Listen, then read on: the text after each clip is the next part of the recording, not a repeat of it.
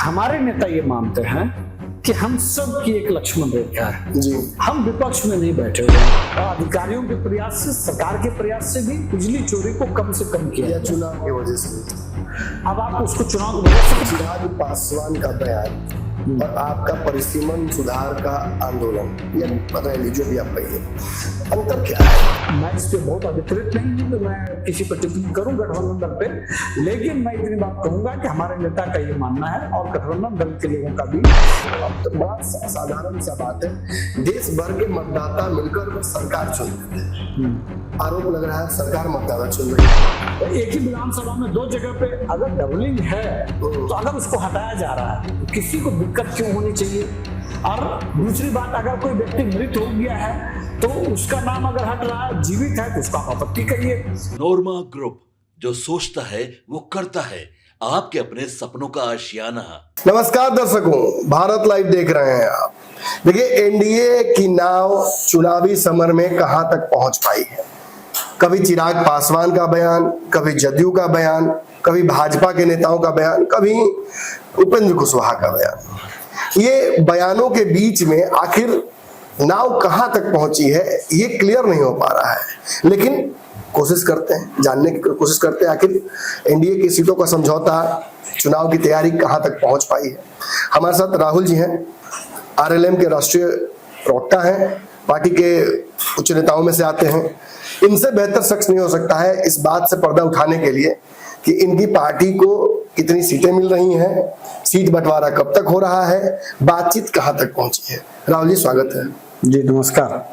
पहला सवाल उसी से शुरू करते हैं, सीटों का बंटवारा हो रहा है कि फंस गया है कोई बीच?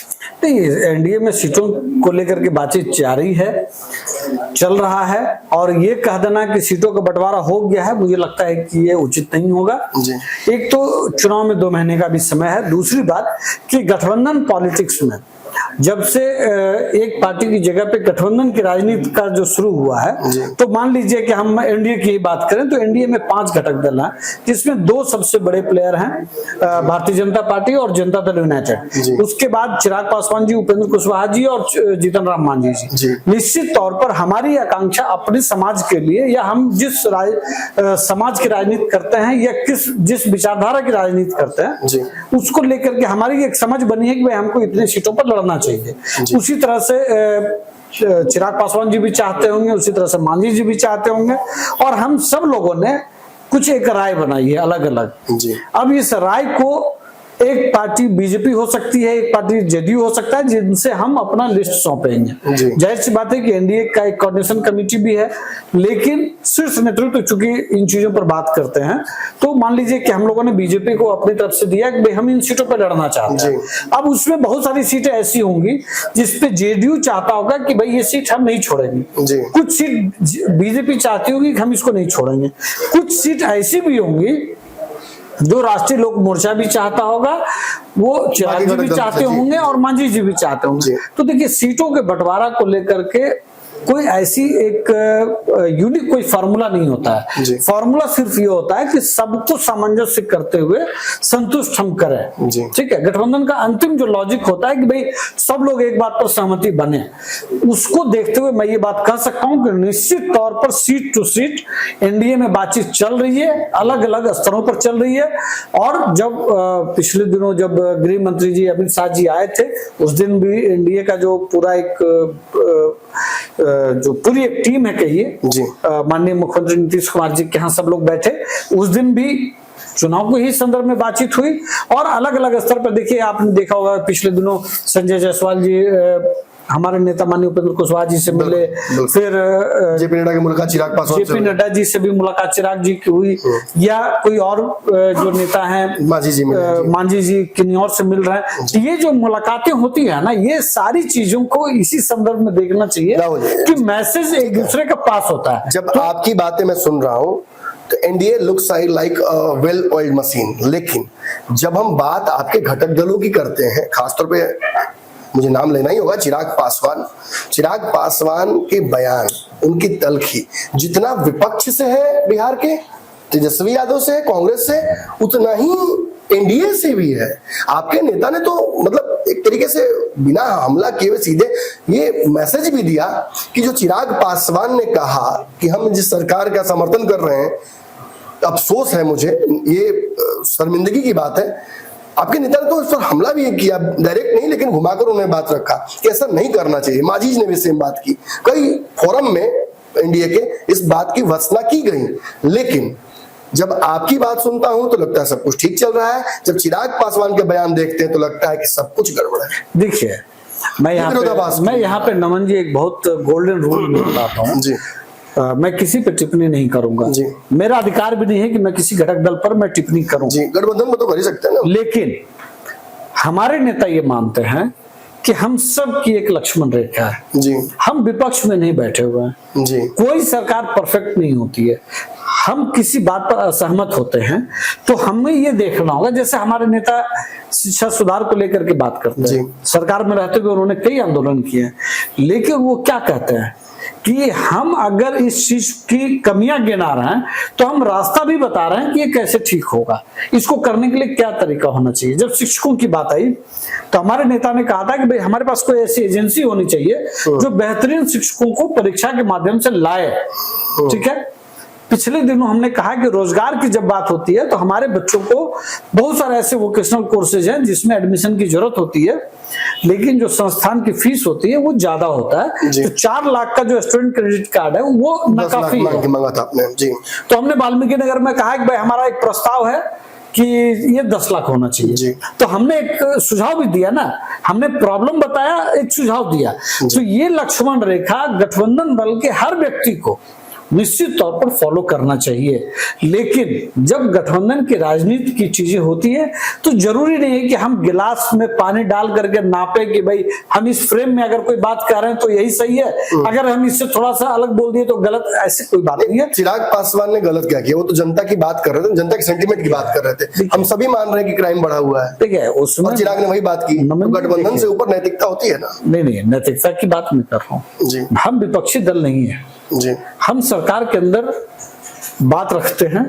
जब घटक दल के नेताओं की बैठक होती है तो हम वहां पर भी रखते हैं कि भाई ये चीजें हैं जिससे समाज में नाराजगी फैल रही है। चिराग यशमैन नहीं बनना चाहते तो अच्छी बात है ना ये। नहीं, मैं तो किसी को यशमैन होना भी नहीं चाहिए जी। अगर हम यशमैन हो जाएंगे गठबंधन के सारे दल तो गठबंधन ऑटो करेक्ट में नहीं जा पाएगा, अपनी चीजों को सुधार नहीं पाएगा। मुझसे आपको याद होगा मैं पहले भी कई बार ये कह चुका हूं कि नीतीश कुमार जी की जो सबसे बड़ी खासियत है, ये एनडीए की, बिहार की एनडीए की जो सबसे बड़ी खासियत है कि अपने को करेक्ट करते हैं। अगर हम 1 साल पहले कह रहे थे कि हम बिजली का पैसा नहीं दे पाने की स्थिति में है कि हम फ्री कर पाए, लेकिन इसी बीच अधिकारियों के प्रयास से, सरकार के प्रयास से भी बिजली चोरी को कम से कम किया गया। चुनाव की वजह से भी। अब आप उसको चुनाव की वजह से कहें, लेकिन पूरी बात आप अगर सुन लेंगे तो चुनाव की वजह नहीं पता चलेगी। आप 1 साल पहले south Bihar power distribution company limited का आप प्रॉफिट एंड लॉस का बैलेंस शीट आप देख लीजिए, north Bihar power distribution company limited का आप देख लीजिए। मुझे लगता है कि लास्ट 1 ईयर में पहली बार ही नहीं, मतलब बहुत लंबे अरसे के बाद शायद पहली बार हुआ हो बिहार में कि जो पावर डिस्ट्रीब्यूशन कंपनियां हैं ये प्रॉफिट में एक हिस्सा चला गया साउथ बिहार वाला, और नॉर्थ बिहार वाला लगभग ब्रेक इवन पर पहुंच गया है। तो अगर आज हम प्रॉफिट में पहुंच रहे हैं और यहाँ पर हम किसी को 125 यूनिट हम सब्सिडी दे रहे हैं, तो मुझे लगता है कि सरकार का तो मकसद बहुत क्लियर है कि भाई हम जब तक प्रॉफिट में ना पहुंच जाए तब तक अगर हम दे रहे हैं तो जाहिर सी बात है कि कल हमको बिजली में कटौती करनी पड़ेगी, स्टाफ में कटौती करनी पड़ेगी, बिजली नहीं खरीदना हम चाहेंगे। तो निश्चित तौर पर जो एक हमारा मॉडल है कि जब हम लाभ में आए तो हमने आपको उसका हिस्सा दिया। और इस 125 यूनिट से पहले भी एक चीज का ध्यान दीजिएगा कि सरकार ने कहा कि जो लोग भी प्रीपेड मीटर लगाएंगे उनको हम 50 पैसे या कुछ इसी तरह का 35 पैसे या 50 पैसे पर यूनिट हम कम चार्ज करेंगे। ये चीज आपको याद होगा। तो सरकार तो लगातार ये प्रयास कर रही थी कि कंपनियों का बोझ कम करते हुए भी हम कैसे उसको हम नीचे पास करें। जी। तो ये चीज आप देखेंगे कि आप चुनाव से इसको जोड़ के देख रहे हैं, लेकिन एक साथ उसमें एक और बात भी है कि 3 साल का उन्होंने एक फ्रेमवर्क लिया है जी कि हम बिहार के बड़े हिस्से की जरूरत जो है वो 1-1.5 केवी का है, किलोवाट का है। तो अगर हम उसको सोलर सिस्टम में बदल देते हैं तो हमारा बोझ भी घट जाएगा और दूसरी तरफ हमारा वो भी हो जाएगा कि हम बहुत आसानी से उस चीज को भी हम कर पाएंगे। चिराग पासवान का बयान और आपका परिसीमन सुधार का आंदोलन या रैली, जो भी आप कहिए, अंतर क्या है? आप भी तो वही कर रहे हैं ना, आप भी तो अपनी ही सरकार में एक ऐसे फैसले का जो आप एक तरीके से उसको बाधित जबरदस्ती कराना चाह रहे हैं, परिसीमन अपने हिसाब से। अंतर कुछ समझ में नहीं, हम अपने हिसाब से नहीं कराना चाहते हैं सर। संविधान में जो आपको उचित लगता है, संविधान में वर्णित है, मेरे उचित लगने का बात नहीं है। मैं कह रहा हूं कि संविधान में यह बात कही गई है कि हर 10 साल पर जनगणना किया जाएगा, लोगों की गिनती होगी और उसके अनुसार लोकसभा की सीटों का निर्धारण होगा, विधानसभा की सीटों का निर्धारण होगा। 1976 में जब इंदिरा गांधी जी का काल था और एकदम सर्वव्यापी वो जो है नेता बन गई थी और स्वघोषित कहिए, और एक स्थिति ऐसी बन गई थी कि वहां पे ये चीजों को उन्होंने अकेले फैसला कर दिया, 25 साल के लिए फ्रीज कर दिया। फिर 2001 में भी गठबंधन पॉलिटिक्स का दबाव और वो चीजें नहीं लागू हो सकी, फिर 25 साल के लिए फ्रीज हो गया। नुकसान क्या हुआ? अगर हम 2011 की जनगणना के हिसाब से भी देखें जो संविधान में वर्णित है, तो आज बिहार को 20 सीटें और होनी चाहिए थी। ये ठीक बात है कि जिस तरह से साउथ के राज्यों ने अपनी आबादी के बढ़ने को कंट्रोल किया है, तो बिहार, उत्तर प्रदेश जैसे राज्यों को भी निश्चित तौर पर इस पर काम करना चाहिए और काम काफी हद तक हुआ भी है, लेकिन इसमें और भी बहुत कुछ करने की जरूरत है। इसके लिए आंदोलन क्यों करना पड़ रहा है? सरकार केंद्र में आपकी, बिहार में भी आपकी, अलग कैसे है? चिराग पासवान के बयान से आपका आंदोलन अलग कैसे है? मैं ये बात मैंने अभी थोड़ी देर पहले कहा, तासीर अलग हो सकती है, लेकिन जब आपने कह दिया कि तासीर अलग है तो हमारा तासीर ठीक है और किसी का गर्म है, मकसद तो एक ही है, ठीक है ना? मकसद सिर्फ ये है कि बिहार का भला हो, ठीक है, लेकिन कहने के तरीके क्या है ये आपको निश्चित तौर पर देखना पड़ेगा। जब आप एक परिवार में होते हैं तो आप अपने घर को लगता है कि इंटरनल फॉर्म में ये बात बोल रखनी चाहिए चिराग पासवान को। देखिए, मुझे लगता है कि जब आप चीजों को रखते हैं तो जो कम्युनिकेशन का जो तरीका होता है, मुझे लगता है कि उस पर बहुत परिवार के अंदर सावधानी बरतनी चाहिए। लेकिन जब हम पड़ोसी की बात करते हैं तो कई लोग अलग तरह से बात करते हैं। मेरा तो ये भी मानना है कि मैं इस पे बहुत अधिकृत नहीं हूं कि मैं किसी पर टिप्पणी करूं गठबंधन दल पे, लेकिन मैं इतनी बात कहूंगा कि हमारे नेता का ये मानना है और गठबंधन दल के लोगों का भी कि अगर हम एक फोरम पे बैठते हैं वहां हम बात करें तो ज्यादा बेहतर होगा, इसलिए कि हम एक अपने ही सरकार की कामकाज की समीक्षा करते हैं। दूसरी बात, हमारे नेता ने जो सवाल उठाया है वो पूरे बिहार सहित उत्तर भारत के अधिकार का सवाल है और हमें इसलिए सड़क पर उतरना पड़ा है। एक फैक्ट आप जान लीजिए कि बजट सत्र के दौरान 42 दिन संसद चला, 42 दिन जो साउथ के राज्य हैं प्रमुख और दूसरी पार्टियों के नेताओं ने, सांसदों ने लगातार सदन के अंदर, सदन के कॉरिडोर में, सदन के बाहर इस सवाल को लेकर के लगातार मुहिम चलाया। तो कोई एक पार्टी तो खड़ी हुई है ना उस मुहिम के खिलाफ। जो 2001 में जो लोगों ने मुहिम चला के 25 साल और बिहार का नुकसान किया, उस मुहिम को अगर राष्ट्रीय मोर्चा चला रहे हैं तो मुझे लगता है कि इसको वेलकम करना चाहिए। SIR के मुद्दे और एक बात मैं कहूंगा, एक बात मैं और कहूंगा, ये सवाल सिर्फ बिहार का नहीं है, ये सवाल झारखंड का भी है, ये सवाल उत्तर प्रदेश का भी है, ये सवाल दिल्ली का भी है, ये सवाल बंगाल का भी है, ये सवाल भारत के कई इलाकों का है। SIR के मुद्दे पर लगातार विवाद जारी है। अब एक स्वायत्त संस्थान है, उस पर भी आरोप आज तेजस्वी यादव ने लगाया है। उन्होंने कहा कि उनका भी नाम काट दिया गया। तो कहीं ना कहीं जब नेता प्रतिपक्ष का ही नाम काट दिया गया तो आपकी चुनावी प्रक्रिया जो देश की है, जो स्वतंत्र संस्थान है, उन पर भी तो सवाल खड़े कर रहे हैं। आपके मोटिव पर भी सवाल खड़ा हो रहा है, टाइमिंग पे सवाल खड़ा हो रहा है। देखिए, तेजस्वी यादव जी पढ़े लिखे नहीं हैं, ये बात हर कुछ दिनों के बाद वो साबित करते हैं जी। हर कुछ दिनों के बाद वो अपनी हरकतों से ये साबित करते हैं कि वो पढ़े लिखे नहीं है जी। क्यों मैं ये बात कह रहा हूं? 2020 के चुनाव में जो हलफनामा उन्होंने दिया है उसमें क्रमांक 511 उन्होंने जिक्र किया है। वोटर लिस्ट में जो क्रमांक 511 है उसमें जो ईपिक आईडी नंबर है, उस ईपिक आईडी को आप आज चेक कर लीजिए, कहेंगे तो मैं अभी आपको ईपिक आईडी आपके सामने मैं पढ़ के मैं सुना देता हूं। दिखाया जाए जी। मैं आपको ईपिक आईडी मैं दर्शकों से भी कहूंगा कि वो जरूर चेक करें। उनका 511 क्रमांक है और क्रमांक 511 वेटनरी कॉलेज कैंपस के पास जो बूथ है उसमें आप देखेंगे कि 511 पे RAB 04562228।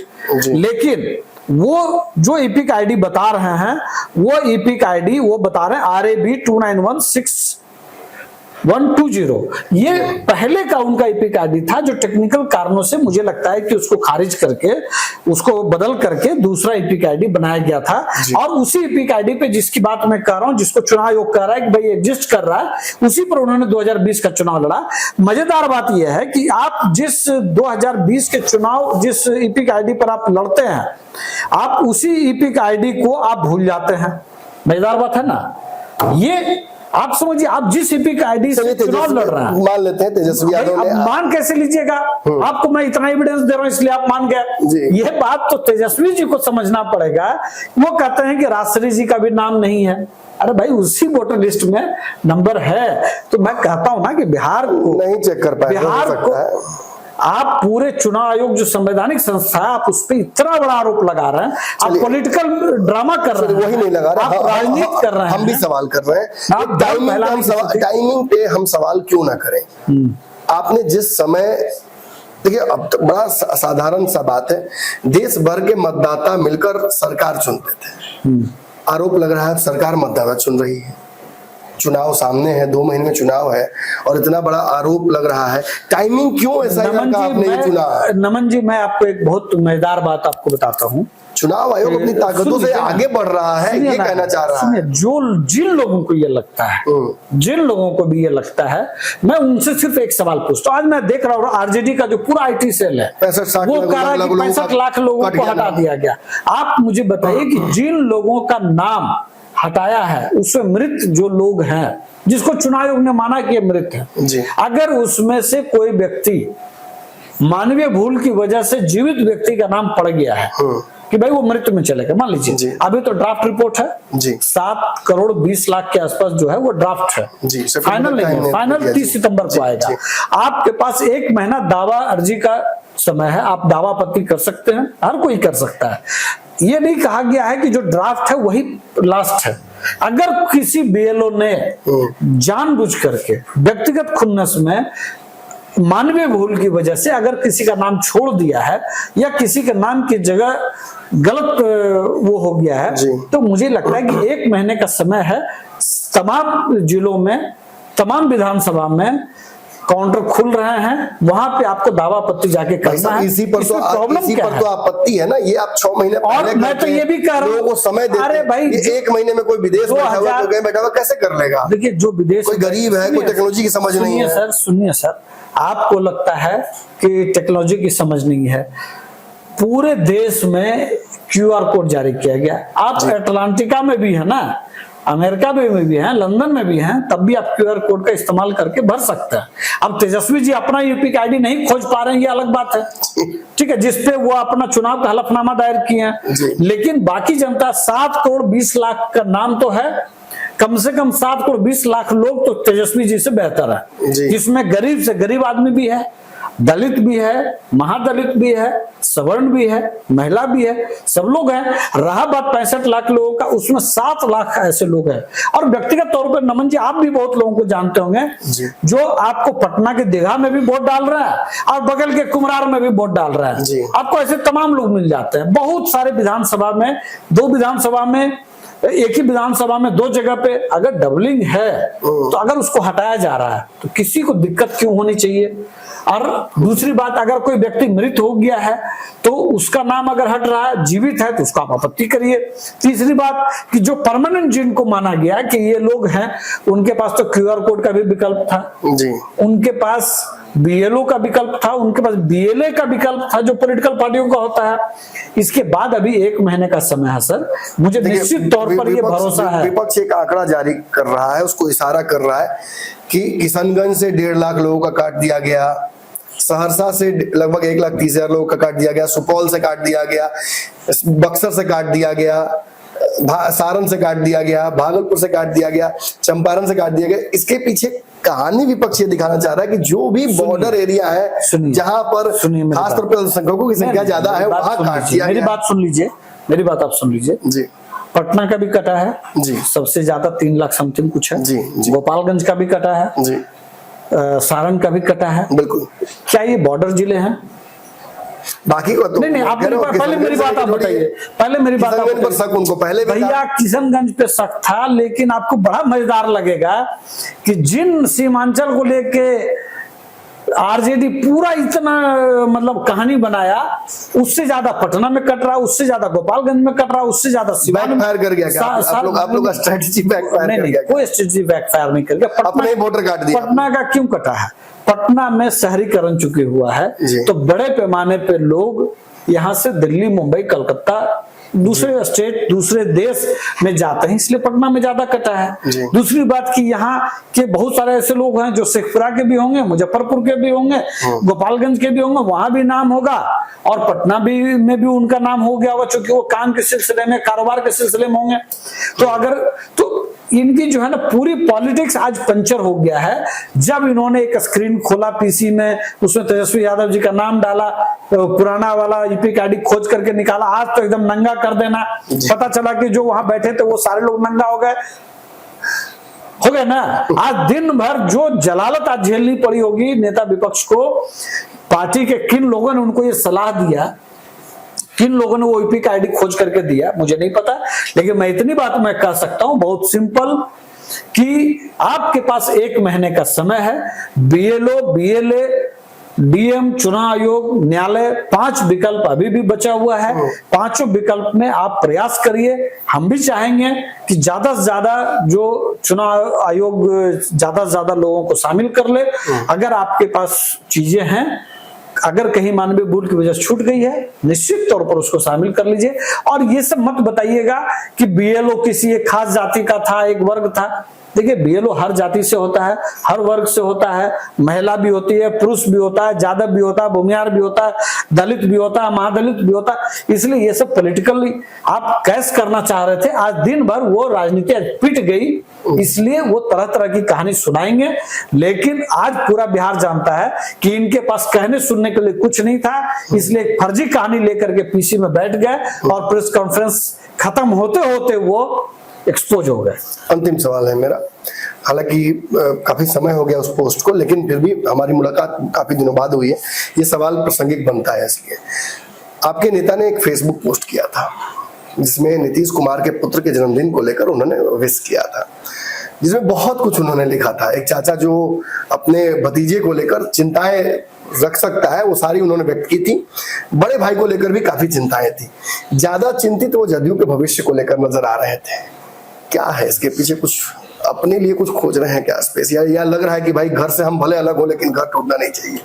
देखिए वो चाचा छोटे चाचा हैं जी, तो अगर वो अपने बड़े भाई की चिंता करते हैं और अगर अपने भतीजे के लिए कुछ बेहतर सोचते हैं तो मुझे लगता है कि इसमें कुछ भी गलत नहीं है। लेकिन जाने में आपके नेता ने सत्यापित कर दिया कि नीतीश कुमार बीमार है। नहीं ऐसा उनके पोस्ट से सत्यापित हो गया कि नीतीश कुमार स्वस्थ नहीं है। आप इस चीज को समझते जी। हैं, लेकिन मेरा ये कहना है कि जो व्यक्ति जिस चीज में बेस्ट है उस काम को करना चाहिए। जी। दूसरी बात, आपको याद होगा माननीय मुख्यमंत्री नीतीश कुमार जी ने एक बार राष्ट्रीय अध्यक्ष भी थे और बिहार के मुख्यमंत्री भी थे, जी। और उन्होंने ये कहते हुए पद छोड़ दिया कि भाई 2 जगह पे नहीं होना चाहिए। और यही चीज आरसीपी जी के लिए भी लागू हुआ था। जी। ठीक है, आपको याद होगा ये चीज। बिल्कुल। तो मुझे लगता है कि माननीय उपेंद्र कुशवाहा जी का एक लंबा दौर जेडीयू में रहा है। जेडीयू को उन्होंने बनाया है समता पार्टी के काल से, और लंबे समय तक जब आप कहीं किसी घर में होते हैं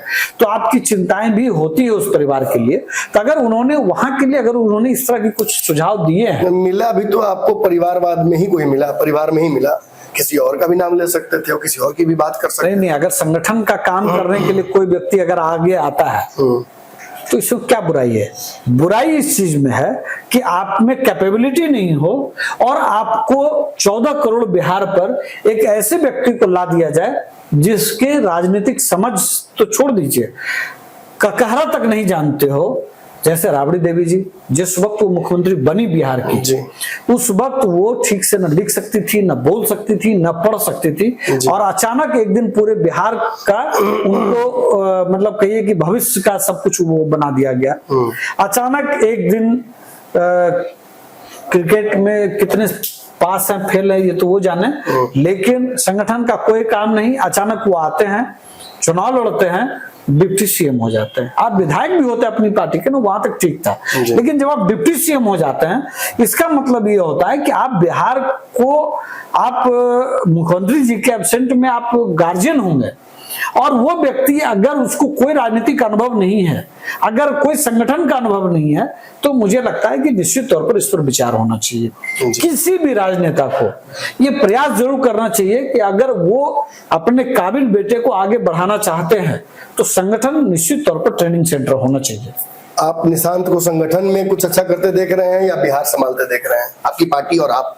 मैं किसी भी युवा को राजनीति में आते हुए देखना चाहता हूँ। बिहार की बेहतरी इसमें है कि जो बेहतर पढ़े लिखे लोग हैं, जो बिहार को बेहतर ढंग से समझते हैं, बिहार के समाज को समझते हैं, बिहार की मिट्टी से जुड़ने की आकांक्षा रखते हो, निश्चित तौर पर उसको राजनीति में आना चाहिए। संगठन निश्चित तौर पर, जैसे मेरा भी परिवार राजनीति में रहा है, ठीक है, विधायक सांसद वो नहीं हुए, लेकिन मुझे उनके सहयोग से राजनीति को समझने का मौका मिला, समाज को मिला समझने का मौका, और मैंने संगठन में बहुत लंबे समय तक मैंने काम किया है। तो मुझे लगता है कि मैं जैसे जैसे मैं संगठन का काम करता हूं, तो मैं बिहार को ज्यादा बेहतर तरीके से समझ पाता हूं। अगर हम नेतृत्व ने चाहा और परिस्थितियां ऐसी बनी कि कल हम सरकार में एक कोई भूमिका में होंगे, तो निश्चित तौर पर ये जो अनुभव मुझे अब तक मिला है, इस अनुभव का लाभ निश्चित तौर पर नमन जी होगा। और मैं ये बात जरूर कह सकता हूं कि सरकार चलाना सिर्फ आपके लिए बपौती नहीं होनी चाहिए। सरकार चलाने का मतलब होता है 14 करोड़ लोग जिसके आप भविष्य के नीति निर्माता होते हैं, उनको जरूर बिहार को समझने का एक समय जरूर होना चाहिए। राहुल कुमार है, बड़ी ईमानदारी से उन्होंने सारे सवालों का जवाब भी दिया, आगे की भविष्य की राजनीति के बारे में भी बताया, सीट बंटवारा कहां तक पहुंचा ये भी इन्होंने समझा दिया। नीतीश कुमार के पुत्र राजनीति में आएंगे, इसका भी ये स्वागत कर रहे हैं, इनकी पार्टी भी स्वागत कर रही है। देखना होगा ये सब कुछ कब तक हो पाता है। हमारी नजर इन सारी चीजों पर रहेगी, आपकी नजर भारत लाइव पर होनी चाहिए। धन्यवाद।